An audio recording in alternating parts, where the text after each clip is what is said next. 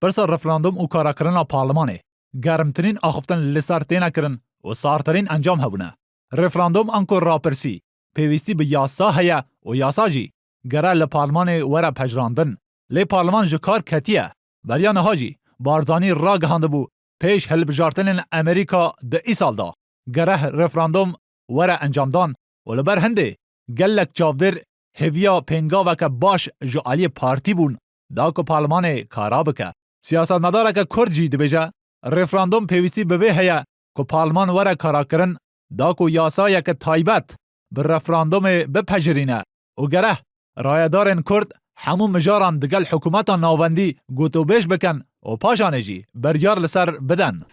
پیشمرگه وضعی چونه به مسئله شری داعش امانه هموی هیا مشتانه پیشوی تو رفراندوم که لبروا دبی لمانه برچاو روم بیه چاکتیان بگی گفتگوی جدی بکی لگلیان بوی بزانی برچاو روم بیه چی هی و چی نیو چونه او وقت لبر روشنایی کی اتوانی تو بی کی یعنی کی یا بریاری کتر بدهی. دما بحثا انجام رفراندوم تیتا کرن هر دیسا بحثا نافچین کردی ین دروی هرم تیتا کرن بتایبت کرکوک پارزگار کرکوک جی دبیجه انجام دانا و پروسه ده دست حلاتا واندا نینه.